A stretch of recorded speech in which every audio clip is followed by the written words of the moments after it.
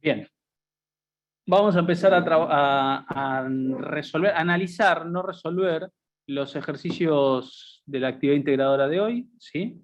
Así que voy a compartir la pantalla para ver los ejercicios. Voy a compartir toda la pantalla para ver los ejercicios, y hoy tiene la particularidad de que es una clase híbrida, ¿no? Hay un grupo de gente presencial y un grupo de gente a distancia, y eso suele ser bastante complicado de organizar y de estar a la vez en los dos lados, ¿sí? La actividad en cuestión es esta, que está dividida en dos problemas, ¿sí? Como pueden ver acá. A ver si lo puedo achicar un poco. Está dividido en dos problemas. Son estos que ven acá, que estuvieron trabajando. Y les puedo también decir que esta actividad fue hace unos años un examen. Bien, fue un examen que resolvieron compañeros de ustedes, pero hace tiempo, creo que fue en el 2020. Y bueno, duraba 2 horas, consistía de estos dos problemas. Y el primer problema valía 60 puntos y el segundo problema 40 puntos, ¿no? Bien. Entonces, como para que también está bueno que lo sepan, para que vean que esto, si este cuatrimestre hubiesen sido 2 parciales en lugar de 1, como decidimos, a esta altura estaríamos tomando un parcial como este. Bien. Entonces, más o menos como para que sepan que por este nivel viene a esta altura del cuatrimestre. Después, en un examen final, ¿sí? Examen final que ya saben, en julio hay exámenes finales, en diciembre hay exámenes finales, en febrero también. Un examen final podría estar compuesto por algún problema como el 1 o como el 2, ¿bien? Y también podría tener problemas en los que se evalúen las cosas que estamos por ver más adelante, que siguen el resto del cronograma. Vamos a la mitad del cuatrimestre más o menos, más adelante va a haber más temas, y esos temas obviamente los vamos a evaluar también, ¿sí? Pero bueno, más allá de ese detalle, vamos a analizar ahora sí los dos problemas y ver qué dudas hay en cada uno, cómo sería un poco la estructura general de los dos, cómo podría ser una tabla de datos para los dos, y el día de hoy no resolverlos completamente, para quienes no lo terminaron tengan un tiempo en el fin de semana o al principio de la semana que comienza para hacerlo, y en algún momento de la semana siguiente sí subirles el código de una posible solución de cada problema, ¿sí? Del 1 y el 2. ¿Quedó claro más o menos entonces lo que vamos a hacer ahora? Sí. Tenemos dudas en los problemas para terminar. Poner el foro Sí, si tienen dudas, por ejemplo, no lo terminaron hoy o lo hicieron y no les anduvo, pueden preguntar sobre este en el foro de la práctica del TP5, podría ser. Bueno, el foro de dudas, simplemente hagan la aclaración de qué es la actividad de hoy, que es 6, sí, 6 del 5, y con eso ya todos sabemos, ¿sí? De qué se está hablando. Bien. Bueno, en general, primero, antes de empezar a leer el enunciado y eso, ¿pudieron resolver los dos problemas? A ver, presencial, ¿alguien pudo resolver los dos problemas? Completos, que funcionen. A distancia, ¿pudieron resolver los dos problemas? Pongan en el chat sí, si pudieron, o nada, si no. Ahí hay 3 personas que sí, 4. Ah, bueno, en Zoom estaban con todas las pilas. Bueno, ahí 1,5 dicen por ahí. Bueno, ya me bajaron la vara un poquito, pero está bien. Sí, bueno, perfecto. Entonces, se pudo resolver los dos problemas. Genial. Ahí dicen 1, pero anda bien. Perfecto. Un problema presencial. ¿Alguien pudo resolver un problema completo? El problema 1 completo, ¿alguien lo pudo resolver? Bien, más o menos la mitad. Siendo generoso, la mitad pudieron, capaz que un poquito menos. ¿Alguien pudo resolver el problema 2 completo? 1, 2 personas. Bien. Y acá en Zoom me imagino que el problema 1 únicamente, ¿pudieron probarlo que funcione? El problema 1 sí, como pueden ver acá. Y el problema 2 también me imagino. Sí. Igual me parece que ahí estaban contestando también los que pudieron resolver los dos, así que me mataron un poquito la estadística, pero no importa. Genial. Bueno. Después, ahí, por ejemplo, ahí están mencionando que había uno que era más sencillo que otro, eso es siempre es subjetivo, ¿no? Por ahí para alguien el problema 1 era una pavada y el segundo re difícil, o al revés. Ahora vamos a analizar los dos problemas y después vemos si había uno más fácil o más difícil. El primero, bien, el primero dice, la Bolsa de Comercio de la Ciudad de Buenos Aires brinda la información de la cotización de algunas acciones de la semana pasada. Para cada acción se tiene 5 registros de cotización. Por cada acción se tiene 5 registros de cotización. Esto creo que yo podía ponerle algún resaltado, ¿sí? Bien. Por cada acción hay 5 registros de cotización. Y acá dice que son algunas acciones. Son cosas a tener en cuenta cuando uno lee el enunciado, son importantes de marcar, ¿bien? Después, cada cotización, ¿bien?, registra este conjunto de datos. El código de acción, que es un número entero, los precios, el de apertura y el de cierre, que son floats, el valor monetario, y el volumen de venta, que es entero. Dice que los datos están agrupados por código de acción, es importante. Dice que hay 5 por cada acción, hay 5 cotizaciones por acción, eso también es importante, y fin de los datos con código de acción igual a 0. ¿Bien? Son cosas a tener en cuenta para este ejercicio. Bien, cuando leen un ejercicio de estas características, ¿sí?, primero tienen que pensar, bueno, ¿tengo un conjunto de datos que procesar? Eso por ahí lo primero. Porque si no tengo un conjunto de datos que procesar, tal vez, porque no hay una regla general para todos los sistemas, no requiera ni siquiera un ciclo. ¿Bien? Entonces, por ejemplo, en el TP1 tenían que cargar el precio unitario de un producto y la cantidad de unidades vendidas y mostrar el total de la venta. Y ahí no había un ciclo. Era cargar esos dos datos y mostrar ese resultado, ¿sí? Entonces, si por ejemplo nosotros en un examen o en un parcial, en un final, le tomáramos algo como eso, ustedes tienen que tener la mente lo suficientemente fría para darse cuenta de que es tan simple como ingresar 2 valores, hacer un producto y mostrar el resultado. Y a veces lo que pasa es que de tan sencillo que es, lo que piensa el cerebro es, no puede ser tan fácil. Acá tiene que haber como 3 while y un for, porque no puede ser tan fácil. Y un corte de control, por las dudas. Entonces, eso es importante que ustedes usen la herramienta adecuada o las herramientas adecuadas dependiendo de lo que entienden del enunciado. Entonces, si no hace falta usar una herramienta, no la usen, porque forzar algo puede hacer que les funcione todo mal, ¿sí? O que resuelvan una cosa completamente distinta. Entonces, acá, ¿hay un conjunto de información que procesar o es un ingreso y nada más? Es un conjunto de información. Perfecto. Entonces, si es un conjunto de información, es muy probable que necesite uno o más ciclos. ¿Bien? Entonces, después de tener la respuesta a esa pregunta que se hacen ustedes mismos, van a preguntarse, ¿la información está agrupada? ¿Hay grupos en este enunciado? Sí. Entonces, si la respuesta es sí, que ya determinamos que sí, la siguiente pregunta sería, bueno, ¿y qué representa esos grupos? ¿Esos grupos qué representan en este enunciado en particular? Pero en el contexto, ¿no? En contexto, ¿qué representa? Acciones, ¿bien? Entonces, los grupos o la información está agrupada por acciones, ¿sí? Más precisamente por el código de acción. Pero podríamos decir que está agrupado por las distintas acciones que hay.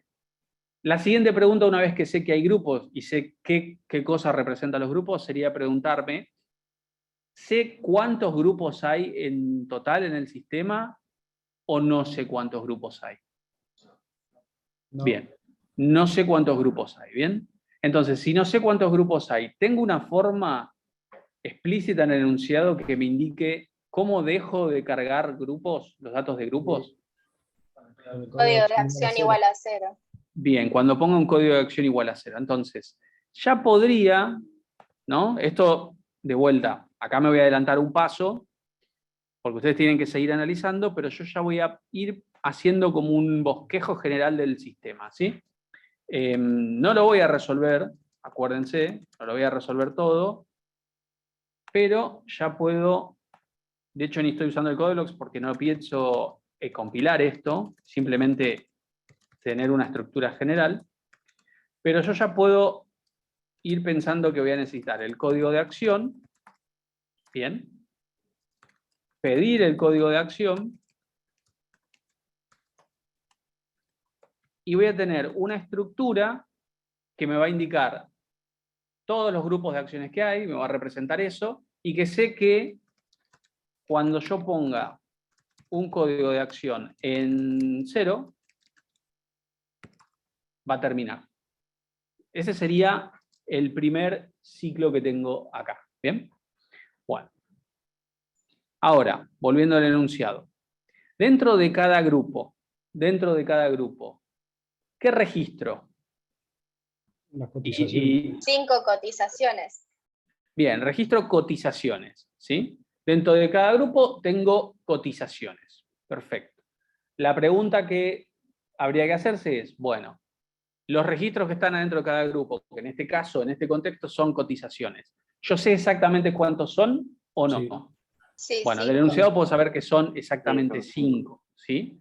Bien, y después ahí analizo qué es lo que me pide o qué es lo que tengo que ingresar por cada registro de cotización, que sé que son 5. Y ahí sale que tengo que ingresar el código de acción, el precio de apertura, el precio de cierre y el volumen de venta. Entonces, si vuelvo a la pantalla donde estaba codificando, dentro de cada vuelta del while que me representa una acción distinta o un 0 para terminar, yo voy a tener un ciclo que va a dar 5 vueltas, una para cada cotización de cada acción, ¿sí? Entonces, declaro la variable i, y dentro de esto yo tengo que cargar los registros. El precio de apertura, el precio de cierre y el volumen de venta, ¿bien? Entonces, acá lo que voy a hacer es pedir. Ya arriba pedí el código de acción, así que voy a pedir el precio de apertura. Vamos a ponerle apertura. El precio de cierre. Vamos a ponerle cierre. Y el volumen de venta. Vamos a ponerle volumen. Son todas variables que me declaro acá. Volumen es un entero. Y las otras son float, ¿no? Apertura y cierre son float. Por cada registro yo tengo que procesar cosas para resolver el A, el B, el C y creo que había un D. Y después, esto, dependiendo cómo cada uno lo quiera resolver, pero yo tengo que volver a pedir el código de acción, ¿sí?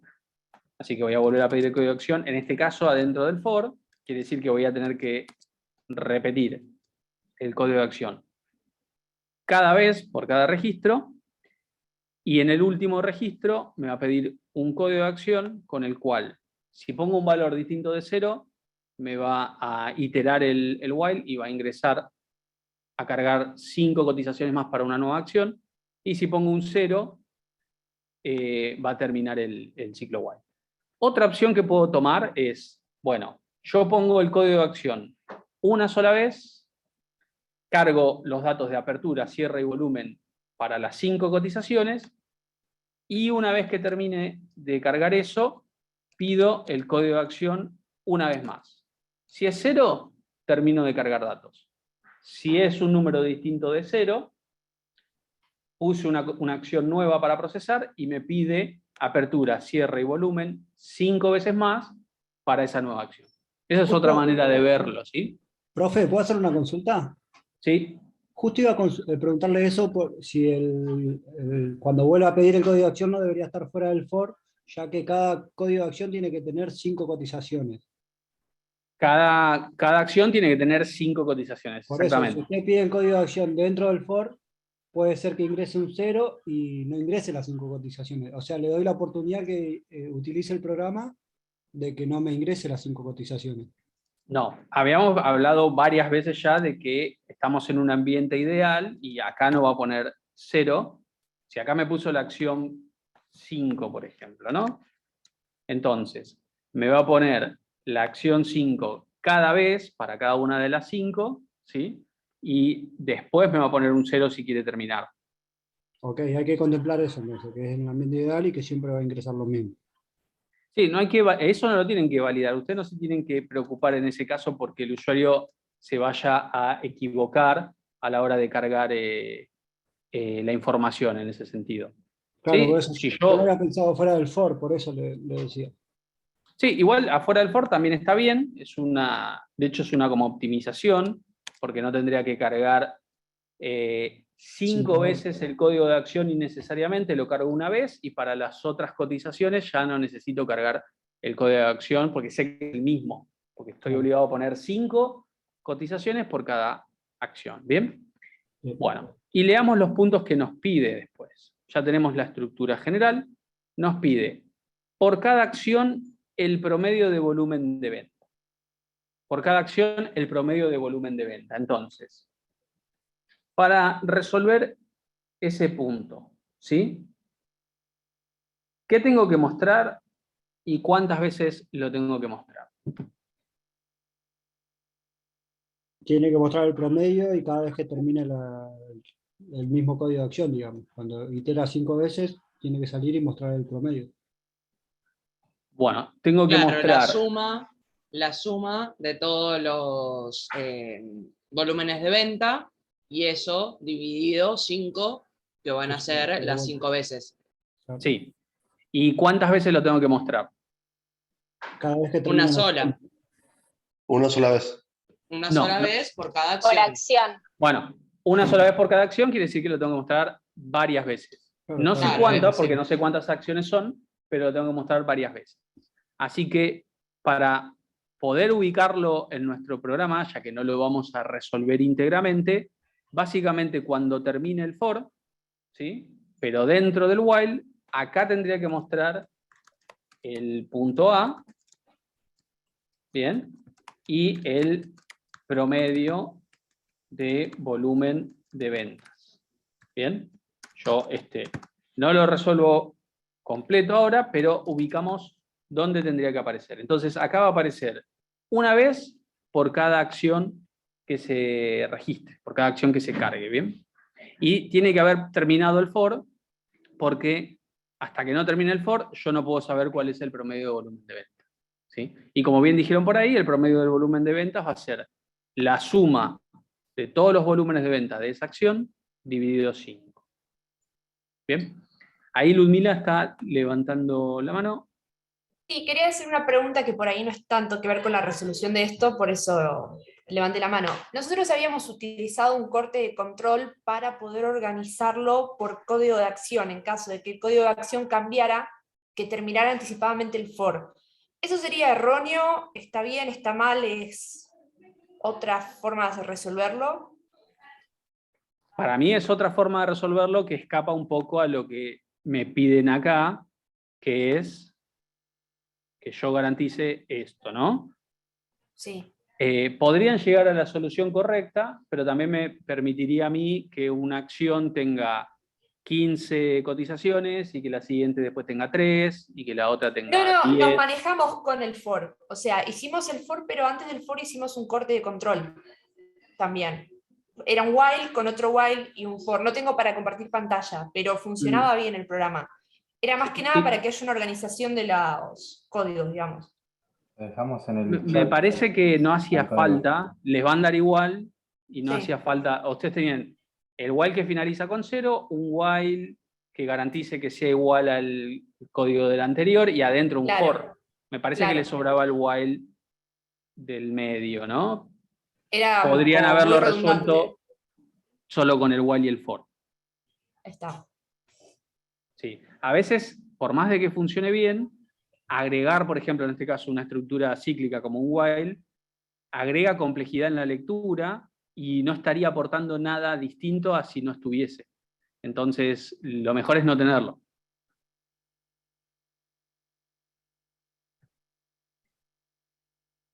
Bueno. Punto B. Me pide la cantidad de acciones que hayan registrado todas sus cotizaciones en alza. Y después aclara qué es eso, que el precio de cierre sea mayor al precio de apertura. ¿Bien? Entonces, ese punto B, ¿cuántas veces hay que mostrarlo?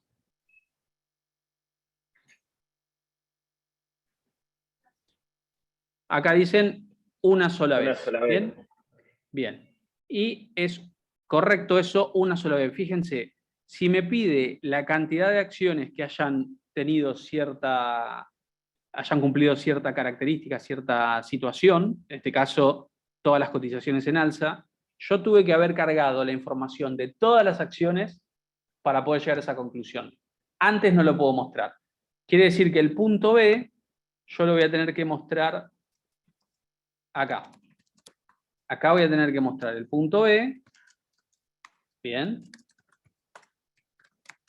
Cantidad de acciones con todas sus cotizaciones en alza, 2 puntos, y la variable que tenga ese contador, ¿sí?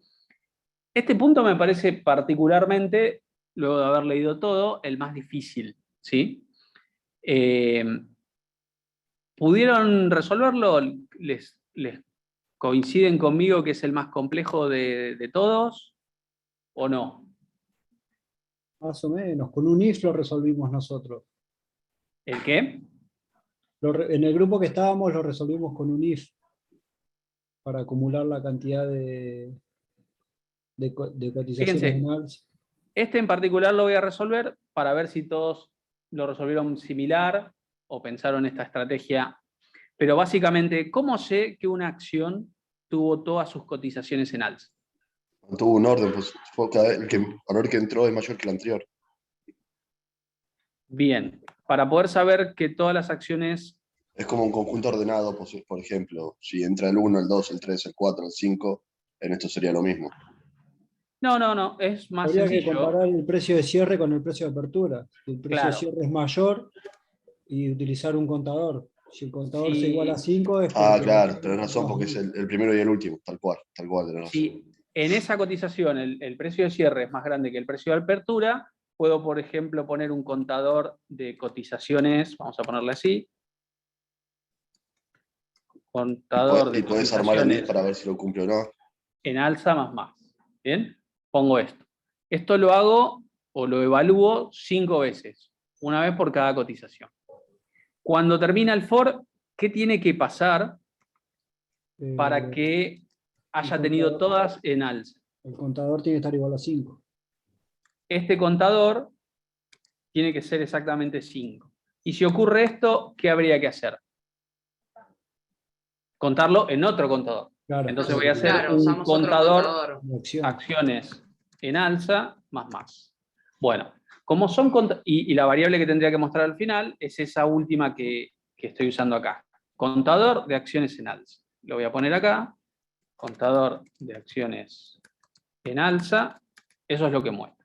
Ahora, estos contadores hay que inicializarlos, ¿bien? En 0. ¿Dónde los inicializo a cada uno y por qué? El primer contador habría que... en alza. Traten de a al uno mismo porque tiempo. no... Bien, el contador de cotizaciones en alza. ¿Dónde Por se fuera pone del for. en 0? Para mí por fuera del for. Afuera del for. Afuera del for, pero dentro del while. ¿Estamos de acuerdo? Claro, exacto, Bueno, tal cual. entonces, Exacto. yo voy a declarar las dos variables. Contador de cotizaciones en alza y contador de acciones en alza. Bien, ahora estoy con los que levantan la mano, ¿sí? Entonces, este contador de cotizaciones en alza se tiene que poner en 0 por cada acción nueva que yo vaya a cargar, porque si no, la primera vez puede ser que se ponga, que tenga un valor 5, pero la siguiente vez me va a ir acumulando sobre la acción anterior y así. Entonces, Ahí es como este reiniciarlo. en particular tiene que estar en 0 por cada acción nueva que yo cargue. Bien. Ahora, este otro, el contador de acciones en alza, es a nivel general, entre todas las acciones. Quiere decir que lo pongo en 0 una sola vez. Entonces lo pongo en 0 Principio, cuando declaras en la variable. declaración, por ejemplo. Claro. Acá. Bueno, entonces, no, tal vez no era tan complejo, pero hay que tener muy claro en qué partes exactas del código hay que hacer cada cosa. En dónde poner en 0 los contadores, en dónde acumular los contadores. Fíjense que hay uno que se acumula dentro del for, y a partir del valor que tiene ese, bien, eso lo que hace es hacer que se acumule otro contador, que ese es el que se termina mostrando. Por eso, para mí, ese ejercicio de todos era el más complejo, porque hay que tener muy claro dónde va cada cosa, dónde se pone en 0 cada cosa, y dónde se termina mostrando el resultado final, ¿sí? Pero eso de vuelta es subjetivo, por ahí para otra persona era el más fácil de todos los puntos. Bien, los que están levantando la mano, ¿alguna consulta en relación a esto? Yo le hago una Sí. consulta. ¿Se Sí. podría hacer el ejercicio de la misma manera que lo hizo, pero con un do while? Con un do while, sí, como para obligar que por lo menos cargue una acción. Podría ser con un do Claro. while también, no estaría mal. Un do while para esto, ¿no? Sí, para la condición principal. Sí. Bien. ¿Y la Ok, otra gracias. persona que estaba levantando la mano? Sí, acá. Nosotros en un principio usamos el contador y lo igualamos a, si es igual a 5, estaban todas bien. Pero después decidimos usar una bandera. También. O sea, el if evalúa, y si en algún momento, digamos, no, la diferencia no me da, la diferencia no, el valor, ya se me fueron el nombre de las variables, o sea, cuando cerraba era más que cuando empezaba, cambiaba la bandera. Sí, fíjense, lo voy a cambiar brevemente para que sea con una bandera, ¿sí? En vez de tener esta variable que se llame con cotizaciones alza, ¿sí? Voy a crear una bandera booleana que le voy a llamar todas en alza. Bien, entonces, todas en alza lo voy a poner en true. Asumo por defecto que todas van a estar en alza, ¿no? Para cada acción, que todas van a estar en alza. Si esto es al revés, si hay alguna, ¿no?, en el que el cierre es más chico o igual que la apertura, o sea, lo contrario, todas en alza lo pongo en false. Y no lo cambio más. Entonces, acá lo que me puedo preguntar es, si todas en alza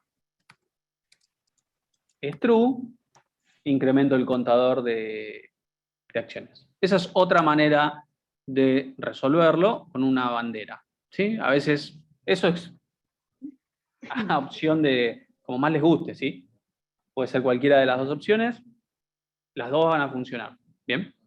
Tengo una consulta, ahí que pusiste el if igual verdadero. Si yo no pusiese en el if el igual verdadero, ¿eso lo tomaría como verdadero? ¿Lo leería así? Si yo lo pongo así, sí, también está bien, porque fíjense, inicialmente la variable tiene true.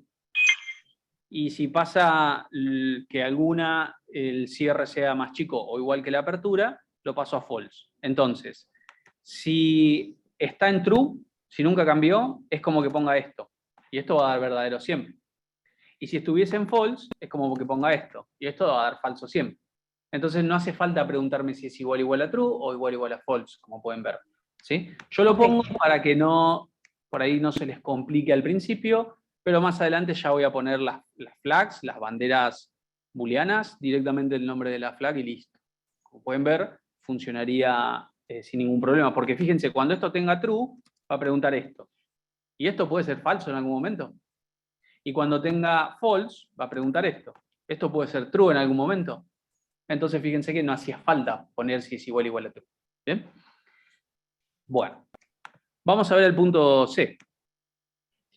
La acción que más haya incrementado su valor en una cotización en particular. Es decir, la diferencia entre el precio de cierre y el precio de apertura más grande que se haya detectado. ¿Bien?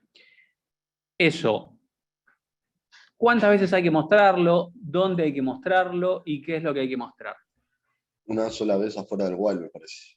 Bueno, hay que mostrarlo una sola vez, de vuelta. Como me pide la acción, yo tengo que haber procesado todas las acciones para saber cuál fue la acción, ¿sí? Entonces, eso lo voy a tener que mostrar, ese punto C, acá. ¿Y qué es lo que me pide mostrar? La diferencia entre el más alto y el más bajo. No me pide eso. No, tengo que mostrar el máximo de todos. Tampoco me pide eso. El número de acción me pide mostrar. ¿Bien? Me pide mostrar el número de acción. Entonces, yo acá voy a decir la acción con cotización con mayor incremento y voy a tener que mostrar un max acción. ¿Sí? El número de acción que tenga, ¿sí?, ese máximo. Ahora, para poder hacer esto, yo también tengo, como dijeron por ahí, que saber cuál fue la cotización, ¿sí?, con mayor incremento. ¿Y cómo hago para saber el incremento de una cotización? Calculo Sí. la diferencia entre el cierre y la apertura. Perfecto, Entre el entonces precio de cierre. me declaro una variable float, bien, la voy a llamar diferencia, y voy a hacer diferencia igual al cierre menos la apertura. ¿Bien? Y luego, si esta diferencia es mayor a una máxima diferencia, que después voy a declarar, ¿qué tendría que hacer si ocurre esto? Cambiarlas. Guardarme, Decir que la máxima diferencia es La la diferencia. diferencia es igual a diferencia. guardarme Claro. esto, pero ¿qué más? Y Guardar en y- otra variable la acción o mostrar la acción. No, mostrar no, mostrar no. porque todavía no estoy seguro Guardar, si es la claro. definitiva. Me creo Pero una sí variable guardarlo. donde guardo la acción. Exactamente. Sí guardar cuál es esa acción. ¿Sí? Entonces acá lo único que necesitaría para que esto funcione es declarar una variable que se llame max acción, declarar una que se llame max diferencia, y ¿en cuánto podría igualar max diferencia para que, porque si lo dejo así tiene basura y no me va a andar? Así que, ¿qué valor podría tener esto que sea correcto para que el programa funcione? ¿Se puede crear una bandera para que la primera diferencia que ingrese sea la máxima y después vaya comparando? Sí, pero más sencillo, porque si me está pidiendo que sea un valor en el cual incrementó, o sea, el mayor incremento, eso siempre va a ser un valor positivo, desde un peso en adelante. Entonces, si lo pongo en 0, ¿bien? Con que, si yo tengo una, por ejemplo, el cierre es más chico que la apertura. O sea, arrancó a 10 pesos y cerró a 20. Perdón, te dije al revés. Abrió en 20 y cerró en 10. ¿Cuánto me va a dar la diferencia? Negativo, menos 10 me va a dar, ¿no? Entonces, ¿menos 10 es mayor a 0? No, entonces ese lo va a ignorar. Ahora, si pasa al revés, si el cierre es 20 y la apertura es 10, la diferencia me va a dar 10. Entonces va a decir 10 es mayor a 0, que tendría inicialmente, me va a dar verdadero, y lo que hace es guardar 10 temporalmente como el máximo y guardar la acción asociada a esa cotización como la máxima. Sí. Y en el caso que den todos negativos. Dame un segundito que está en Zoom porque acá en presencial quieren preguntar una cosa. ¿Qué pasa si todos son negativos? Exactamente. Si todas las aperturas son más grandes que 0. Si todas las aperturas son negativas, lo que podría hacer acá es preguntarme, Un if al final. Eso, tal cual. max diferencia es mayor a 0, solo así lo muestro. Si es 0, todas cerraron negativas, no muestro nada porque la bolsa se desplomó y fin del mundo, ¿sí? Bueno, no estamos tan lejos de eso, pero bueno, no importa. Bueno, ese era el punto C, ¿sí? Está bastante resuelto, pero tal vez no del todo, después lo vamos a subir en unos días resuelto completo, ¿sí? Y el punto D, la cantidad de cotizaciones en las que el precio no varió. Y acá aclara qué es. Esto, ¿cuántas veces lo tengo que mostrar? Una sola vez. Una sola vez. Y esto es importante porque lo noto en varios cuatrimestres, este no fue la excepción. Lo tengo que mostrar una sola vez al final de todo, ¿sí? Pero muchas veces se preguntan, para todos los puntos, si es por cada acción o en general, ¿no? Si es por cada acción o en general. Y fíjense, ¿cómo sé yo si lo que me está pidiendo es por cada acción o general? Sí, pero más, ¿Lo aclararía? más sencillo aún.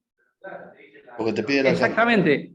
El punto A sabemos que es por cada acción porque literalmente dice por cada acción. Ojo, a veces no vamos a hacer tan buena onda y por ahí podemos poner la cantidad de acciones en las que el precio no varió, punto, calcularlo por cada acción. Y ustedes no pueden decir, no, así no lo vimos nunca. Está diciendo lo mismo, pero de otra forma, ¿sí? Hay que hacer interpretación de texto. Pero en este caso, en ninguna parte dice que es por cada acción. Entonces, es general. Se muestra una sola vez. ¿Bien? Y para resolver este, también es bastante sencillo.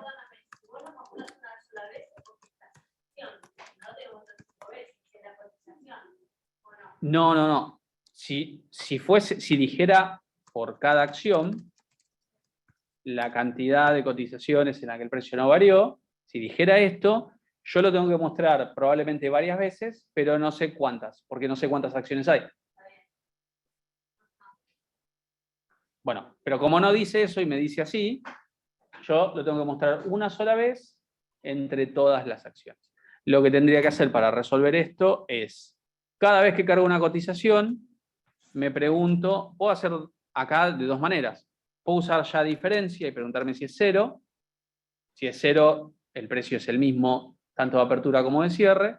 O puedo preguntarme si cierre es igual a apertura.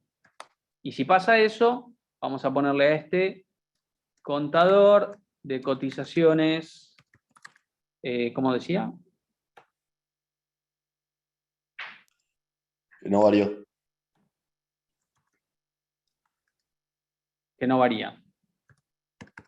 Más. Esta, que le puse un nombre bastante feucho, lo voy a declarar por acá. Lo pongo en 0 una sola vez porque es en general para todas las acciones y lo muestro al final de todo, ¿no? Acá pongo la cantidad de cotizaciones que no variaron su precio y lo que tiene esa variable. Y ahí estamos, ¿sí? Entonces, fíjense, al final terminé resolviendo bastante, salvo el punto A, bastante del resto, ¿sí? Del resto de los puntos.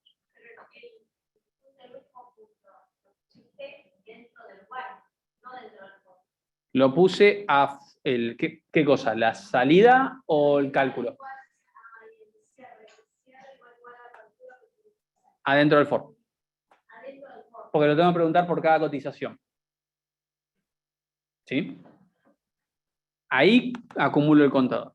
Pero después ese contador, sin volver a ponerlo a 0 nunca más, salvo al principio, lo muestro al final de todo. ¿Sí?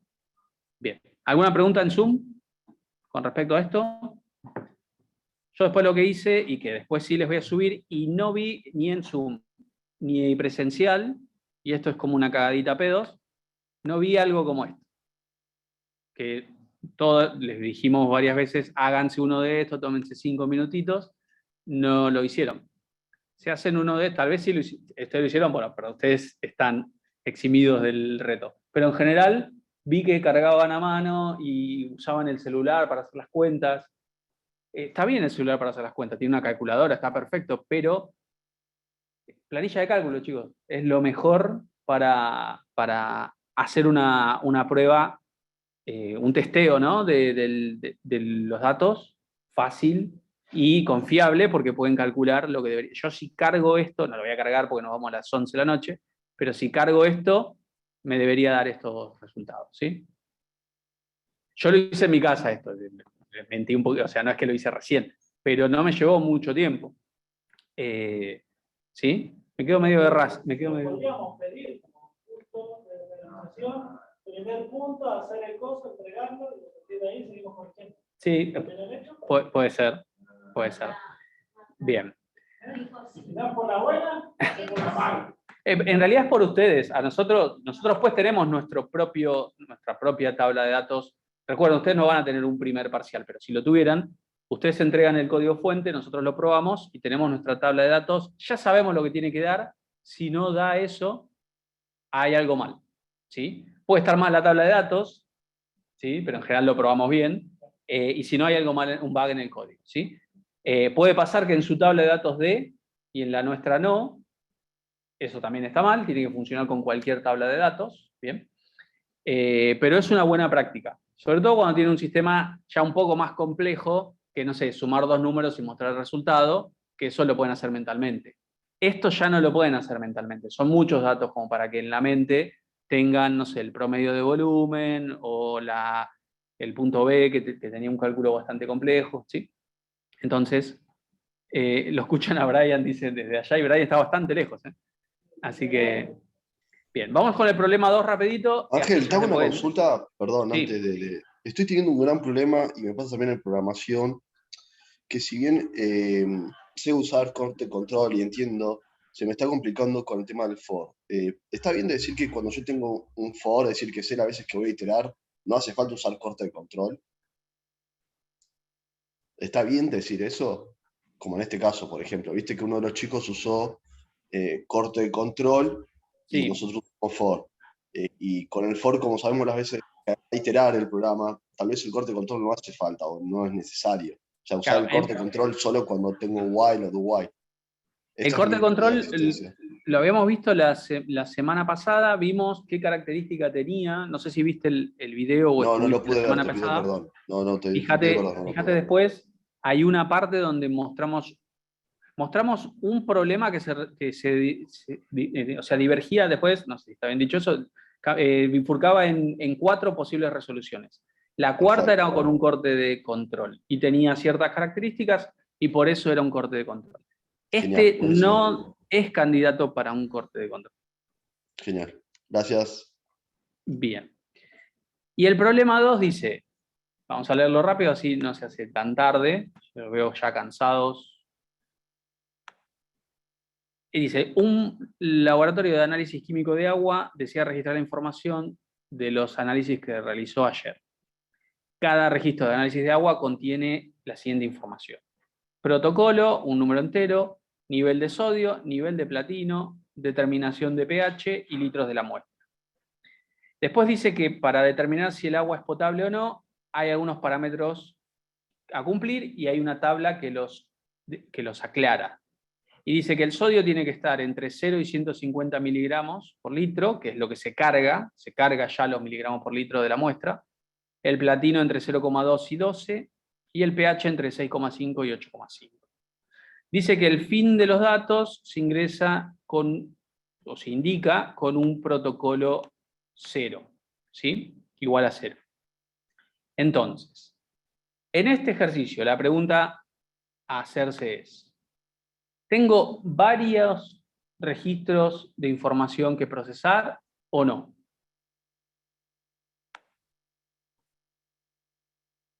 Esa es la primera pregunta. ¿Yo tengo que procesar muchos registros o no? Sí. Tengo que procesar varios registros. ¿Esos registros que tengo que procesar están agrupados bajo algún criterio? No. No hay grupos, ¿sí?